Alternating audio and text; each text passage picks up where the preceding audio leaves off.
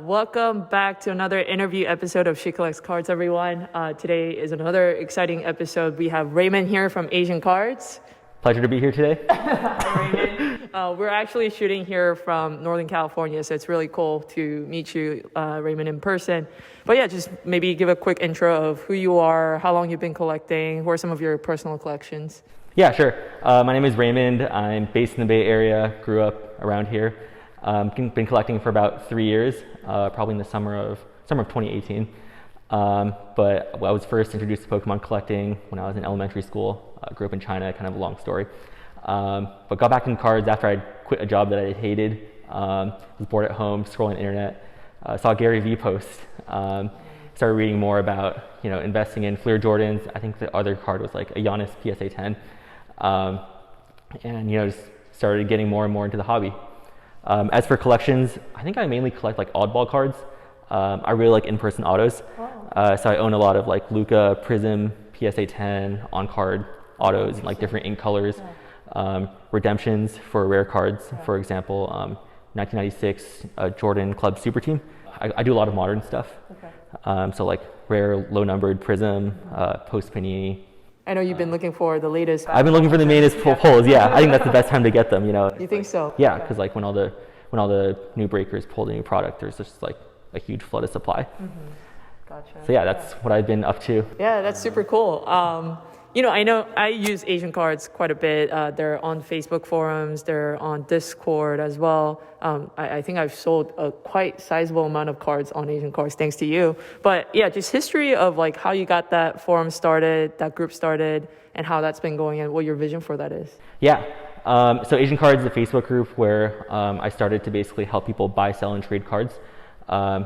Initially wanted to start because I felt like a lot of the larger groups had a lot of scammers in them, and a lot of posts that didn't follow rules that were productive to buying and selling. For example, like people just fishing for offers, people scamming, people only accepting friends and family payments, which not everyone feels comfortable doing. So I wanted to make a group with a small number of people with a very clear-cut intent, which is just strictly to buy, sell, and trade. Gotcha.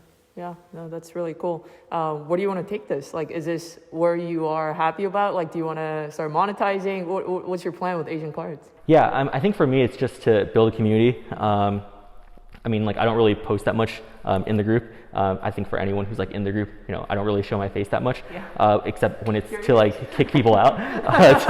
So if you see me, hopefully you don't see me. It's just like if people are scamming, just to make sure that, that they don't scam anymore. They're out of the group as quickly as possible.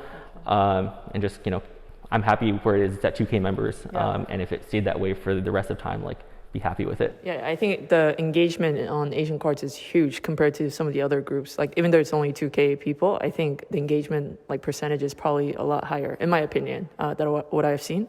And the quality of cards is really, really nice. So if you haven't signed up for Asian Cards, make sure to go check it out on Facebook. And switching gears, Raymond, like you mentioned slightly in the intro that, you left a job that you hated. And I know this a little bit since we talked a little bit before, but, talk about like what kind of field you were in before, maybe even start from like college time, what you studied, and what triggered you to kind of say like, you know what, I've had enough to like a safe route, you know what I mean? Like a career that you probably built your entire education upon. Like, talk about that process, what was going through your mind, and ultimately, I think what our audience want to hear is like, for anyone who's considering leaving their desk job or their 9-to-5 jobs to go full time into this hobby that we love, like if you have any 2 cents of like whether it's cautious words or encouragement, that'd be awesome. Yeah, definitely. So I think just a little bit about myself for those of you who don't know. I'm currently 26 years old. I graduated college in 2017. Went to Columbia. I majored in economics, finance/economics. Have worked 3 jobs since graduating. So I worked as a consultant for about a year. Worked as an investment banker for a year. Hated both of those jobs. Just didn't really like working in a corporate setting. Felt like a lot of the decisions were like very bureaucratic. Worked at Bird for a year, which is like a scooter startup in LA. Actually really liked the job a lot more than my previous 2 jobs, but decided to ultimately do cards full time because, why settle if you have better options, right? If there's something that you love doing, it's the first thing you think of when you wake up, the last thing you think of before you go to bed. Sometimes you dream about it too. So that's kind of how I made the full-time jump. Have been doing it full-time since October. As for advice, I would say just like for anyone considering cards or like just doing any sort of side project they're working on full-time, just making sure there's enough to fill the hours with. Because like I said before, I quit my investment banking job in 2019, hated that job, didn't have a job lined up. And I was really, really bored at home because I had 12, 13 hours to myself with nothing to do. And I think, that's not the best situation where you want to be with. You're bored, right? Exactly. So just keep yourself busy, make sure that there is enough work. So I would say probably overload as much as you can until you can't handle it anymore, right? And then transition full-time, I think would be the number one. Makes sense. And I have to ask you, any regrets quitting your sweet corporate six-figure job? Not doing it fast enough. Not doing it early enough, I think. It's fascinating because I feel like every single person that I talk to who have made that leap of faith and jumped into sports card full time, obviously, like you said, they were basically forced out of their corporate jobs because they had so much to do in the nights, right? Like because they're doing cards at night, and so they quit. And every single one of them have said, I wish I'd have done it earlier, which is super interesting. But I think what you mentioned is also important is that you don't just quit because you love the hobby, but you quit when your time is capped out, right? Like you just don't have enough time to do what you're passionate about, and you also are semi-confident that it can provide, food on the table. Then I think that taking that leap of faith is like actually a good shot. Yeah, I would say like not even like quitting your job when your own time is capped out, but trying to hire and work with other people until your ability to work with them is capped out, right? So you can leverage kind of other people's time as well in addition to yours. That's a very, very good point. And I guess I have to ask you, like, what's your next steps from here? Like, where are you going to be in the next 3 months? Where are you going to be in the next 3 years? What's your vision for where you're going to go with this career that you have? I mean, ideally, if I could do this till the day I die, I would be happy. I think in terms of like a long-term plan, I was telling Hannah this earlier, but the long-term plan is to move to Australia. All my friends from Australia know that. Wow. They're like, "Oh, Raymond, when are you going to come over?" Would be there right now if the pandemic didn't happen. But I think that's kind of the long-term goal. I think overall it's just to live life without regrets, not be 70 years old and be like, "Oh, I wish I had done this, wish I had done that." For sure. So I think. That's super, super admirable, actually, Raymond. So thanks for sharing that. And one last question that I have regarding that is, for those who, again, are considering taking this full time or leaving their, cushy job right now, we always talk about, like, is the hobby going to continue exploding like the way it has been in the last 12 to 18 months? And I think there's like an equal healthy balance of those who believe that it's going to continue to be relevant versus those who think that this is actually a bubble and it will pop to a certain degree, maybe 30, maybe 50%. So with that kind of, risk appetite and, just perceptions going on, like how do you like safeguard around that? Oh yeah, that's a good question. I think first is research, looking into pop counts of certain cards, looking how Panini is changing print runs throughout the years.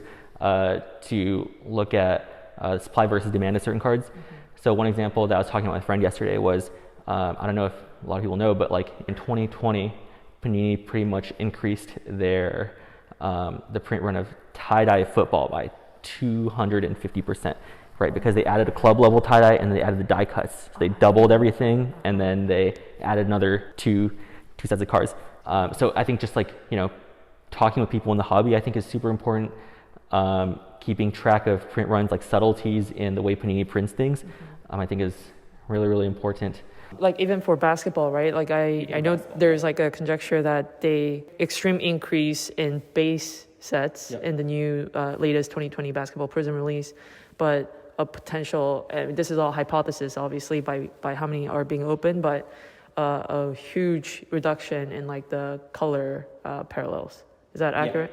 Yeah, I think so. I mean, especially like And silvers too. And silvers, yeah. And they sneakily increased the blue ice from 99 to 125.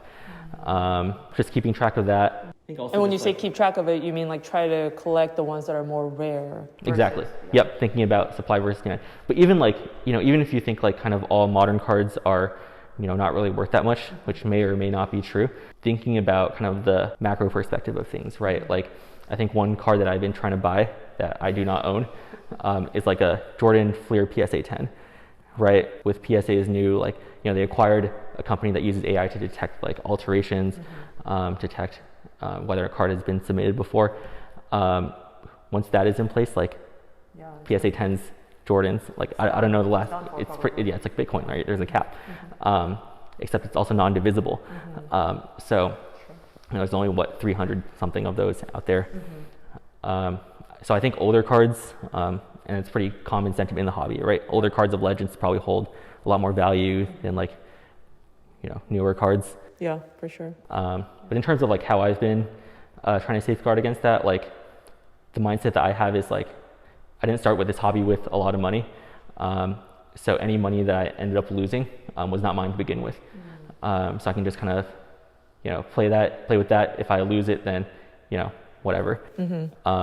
Pretty much just lost opportunity, lost time. Yeah. And I think that's been pretty helpful. Yeah. That's a very like healthy attitude, I think, to have, because I mean, so many people complain about, oh my gosh, like LeBron's Topps Chrome went down to like, where is it right now? 25. Yeah. Oh, it sucks. Like it was all the way up at like 43, but it's like, but you got it at 5. Yeah, exactly. Like, you know what I mean? Like we're just like being greedy here. Yeah, it was 8 last summer. Like what type of asset doubles in, particularly doubles or triples in a year, right? Like I remember when I first got into cards seriously, like I read that Gary Vee article. He was like, oh, like, Fleer Jordan PSA 10s, you can get those for $20K a pop. Can you even get like a PSA 7 right now for $20K? No clue. I think it's probably around that, PSA 7 or 8. But, kind of sense of perspective, right? Yeah, for sure. And I think something that I've been like talking to one of my other friend about is like, especially people who entered the sports card market in the last 2 years, year and a half to 2 years, we're so used to seeing cards 2x, 3x, 5x, 10x, that if it's anything less than a 2x return, we're like, oh, that was a terrible decision. But dude, like, look at any other investment. Okay, fine, like take out crypto for now. Any other investment, historical investment that's been founded here, like it's tough to see a 2x gain in like a 2 months time period. I mean, it doesn't happen as much. And so I kind of like miss those times when like I'm talking to people and it's like, oh dude, like, Amazon went up, whatever, like 12% like over the last 30 days. Isn't that amazing? And like you like talk about that win. But, when I talk to anyone like, hey, my, Kobe card went up 10% in the last month, they're like, yo, like get with it, like you basically lost, so that's a very interesting perspective and I think a very healthy one too. But I guess, any final words that you want to leave us with? Oh, I guess one thing that I thought of was like a mindset that I keep in mind is like for anyone who's like thinking about quitting their job or pursuing something full-time, I think the idea of like golden handcuffs is very, very real. So like the longer you stay at a job, the more you grow in your career, the more money you make. But that makes leaving your career so much more difficult down the road.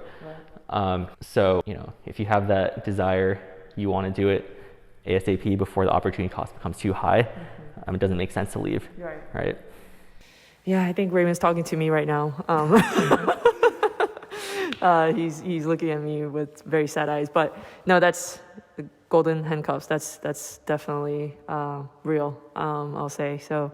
Anyways, thanks so much, Raymond, for your time. I know you're a busy man, but thanks for sparing your Saturday with us. But yeah, everyone, go check out Asian Cards on Facebook groups, on Discord channel. They're amazing. A ton of good sellers and buyers on there. And one thing I love about the Asian Card Facebook group is you don't have to wait 3 days to get the post approved.